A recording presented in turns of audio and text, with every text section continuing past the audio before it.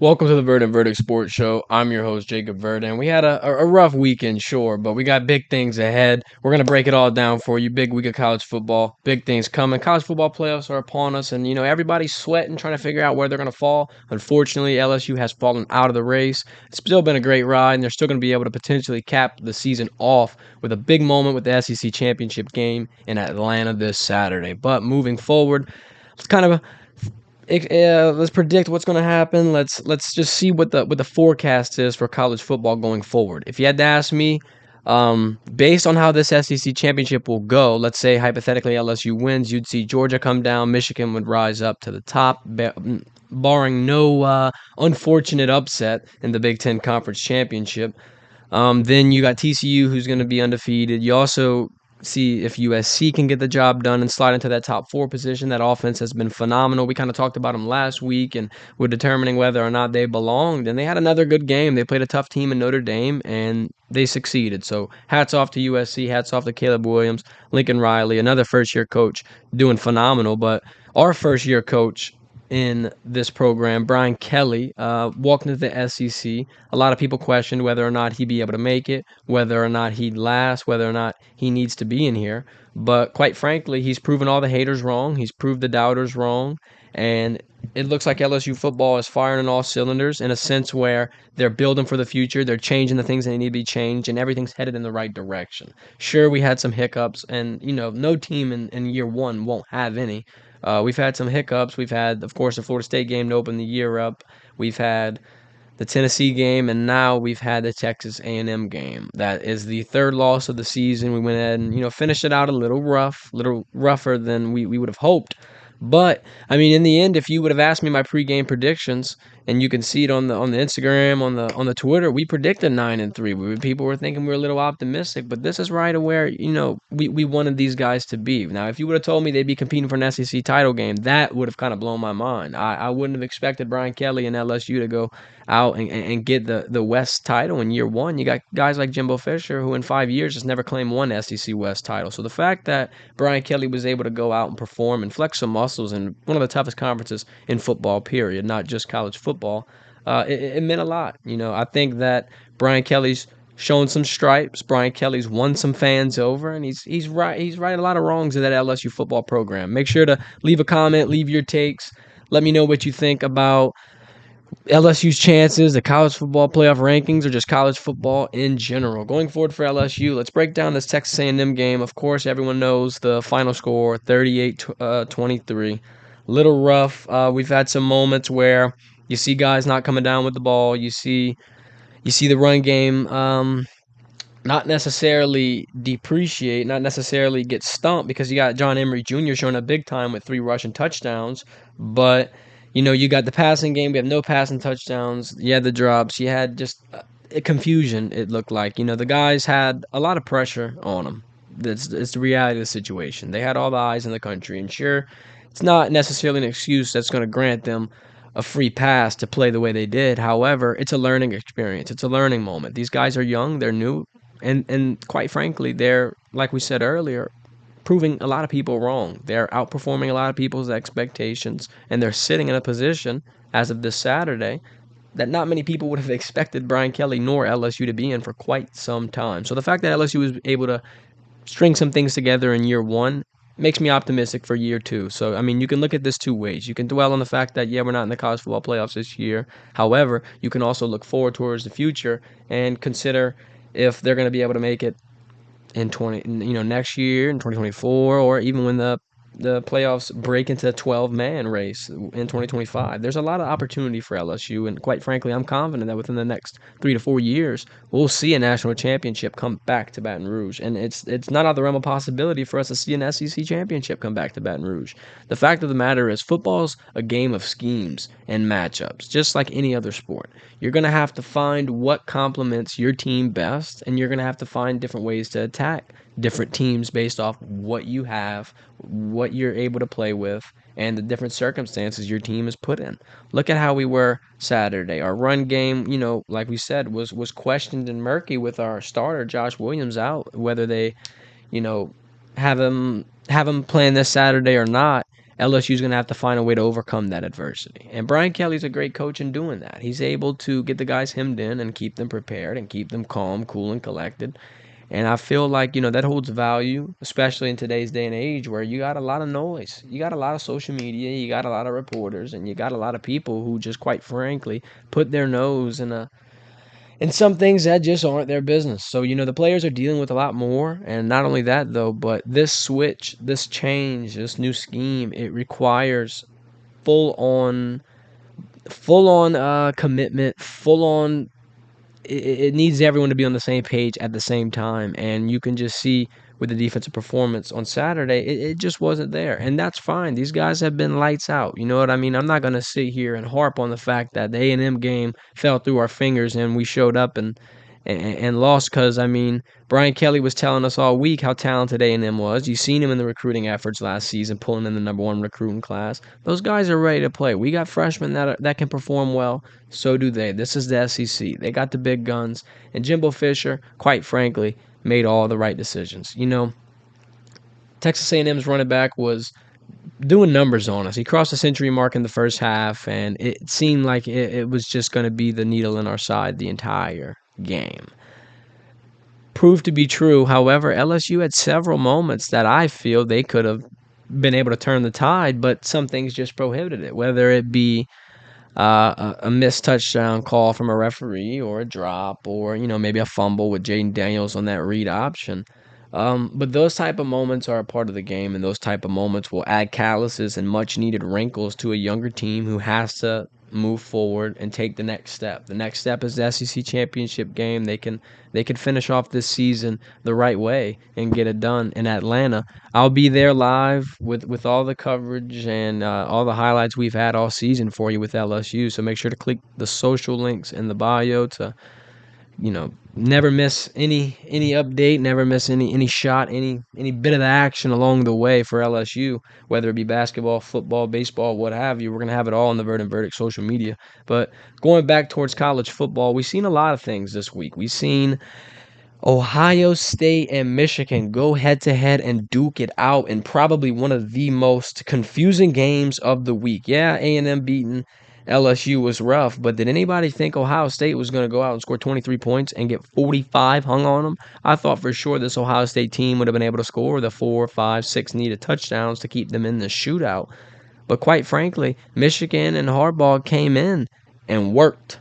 Yeah, Ohio State had the running back problems that we had mentioned last week in the preview. But at the end of the day, when you got C.J. Stroud, when you got Marvin Harrison, when you got home field advantage, I think that a lot of people were looking towards Ohio State. Look at the pregame panel. You had A.J. Hawk hitting the OH. You had Pat McAfee. You had all these guys buying in. Lee Corso put on the Buckeye mascot head. You had everybody bought in, and then they go out and they have a pretty decent first half, and they score a collective 3 points in the second half. The C.J. Stroud pretty much killed his Heisman hopes, I think. I think that that's going to lean towards Caleb Williams, if you had to ask me. Even guys like, quite frankly, maybe even a Jaden Daniels should be considered. As we said earlier in the year, Jaden Daniels had the potential to lay out a pretty good blueprint Heisman season in a sense where he's had big games under his belt. And if you look at the offense, I'd say he's the MVP. Look at that. He leads the team in rushing yards, and he is holding several records for LSU now in year one. Some of them he was breaking within the first month of his time at LSU. I think that Heisman race is just about anybody's game. The fact that Jaden Daniels, lost the A&M game might make it a little, not Jaden Daniels, but LSU lost the A&M game might make it a little harder for JD5 to make that case. But an SEC championship win on Saturday, if he puts on a phenomenal performance, might be the moment he needs. So I wouldn't rule Jaden out. Caleb Williams, like we said, USC has a pretty good shot. I've seen TCU's quarterback. He's gotten thrown in the mix there. I think TCU is an interesting topic in and of itself. I'm not a big fan of teams who don't necessarily have the same strength of schedule and teams who don't, play the same teams that have the same facets as an SEC team or a Big Ten team or a team with big recruits who can push the pace. I think that a team like TCU would more than likely get gassed out, maybe like, even an Oklahoma did. The last time we saw a Big 12 team win a national championship was, I think, 2005 with the Longhorns. It's been a while. It's been a while. I'm not too. No, I don't think that we're gonna be seeing it this year. That's all. I'm gonna leave it there. If TCU is gonna go out and change some things and gonna go out and prove me wrong, then so be it. But if I had to sit here and guess and predict, I'd say TCU is going to get bounced in the first round. They're not making it to the Natty. The Natty will more than likely be, if USC's your four and if Georgia's in there at number two and they don't play in the first round, I'd probably bet on that. Another thing, Michigan or Ohio State, like sure, Ohio State's not in the conference championship, but let's just say, God forbid something happens with USC, or even what if the committee votes in Ohio State? One loss Ohio State, great offense, doing great all year, had a rough game against Michigan, but they might want to see if we can get a rematch of that. There's times where teams get beat in the regular season or towards the end, and they can fix the problems and address it by the time the national championship or the semifinal will come. Look at Georgia and Alabama. Alabama handled Georgia and Stetson Bennett, and then Georgia gets to recalibrate and defeat Bama. People were questioning if Stetson Bennett should be the quarterback or if they should put in the backup or what should Jimbo. Like, what are you doing? And Kirby, like, what do you do in this situation? I don't understand. Um, I don't really understand why you wouldn't want Ohio State in the playoffs and you'd want USC. I mean, look, I get Ohio State had a rough loss and I get the offense is phenomenal, but I just think from a grit standpoint, from a man, I don't want to say entertainment because it's not about entertainment. It's about getting the best teams in the top four.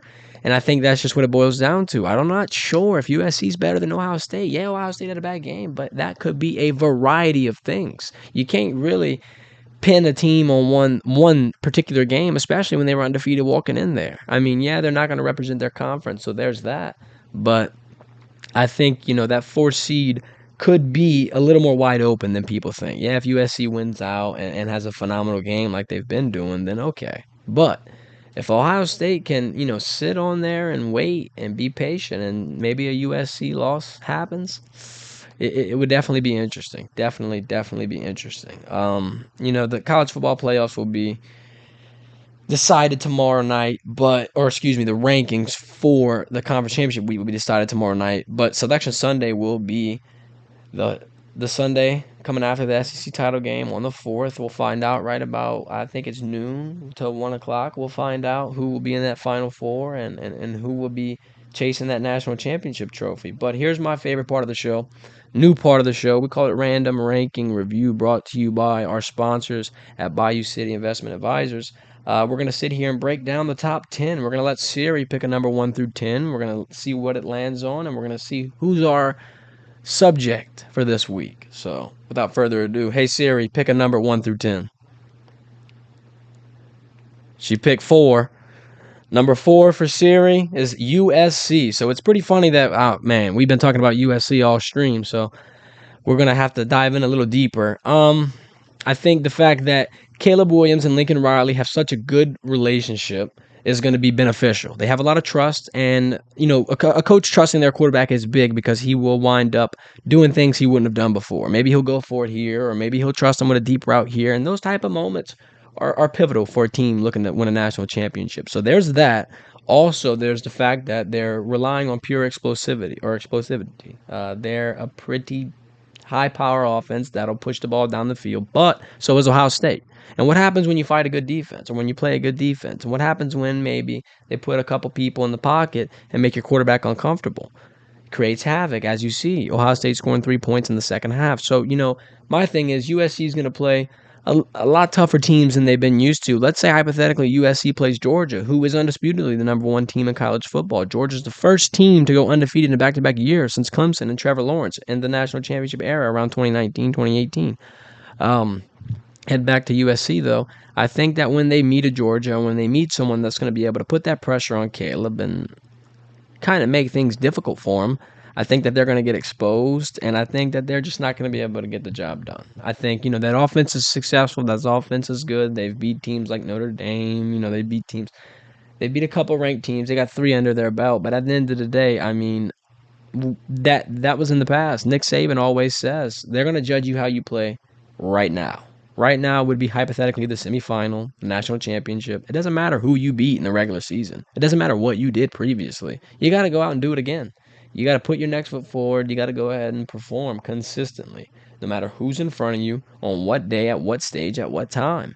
And I don't know if I'd put the trust in USC to be able to do that, especially when you got guys like Georgia and Michigan who are already extinguishing explosive offenses on the daily. So there's that. There's my little soapbox rant for USC on the day. Thank you to everyone who tuned in. Thank you for spending your Monday night. Of course, normally we do it on Sundays, but holiday season, a lot of traveling, a lot of stuff going on. Hopefully everyone had a good Thanksgiving holiday. I know LSU lose and kind of put a little dullness on it, but in moments like this, just think about how we didn't think that LSU would be in this situation prior to the season, and just kind of sit and take in what Brian Kelly was able to do and what it means for LSU going forward. The recruiting will be great. Transfer portals will fill in some big holes, and Brian Kelly's going to have a lot more experience and confidence under his belt going forward for next season. I think big things are coming for LSU, and quite frankly, I'd uh, I'd bet on a national championship race for the Tigers next year. This has been the Verdin Verdict. I appreciate all y'all for tuning in. Make sure to hit the subscribe button, share button, like button. Hit the description, click some links, go to the socials, see what we have on there. It's good binge-worthy content, if I do say so myself. So thanks for tuning in. That's been the Verdin Verdict Sports Show. We'll go live again on Sunday to break down the college football selection. It'll already be in stone. We won't have to speculate anymore. Now we just get to react. This has been the Verdin Verdict. Have a good night.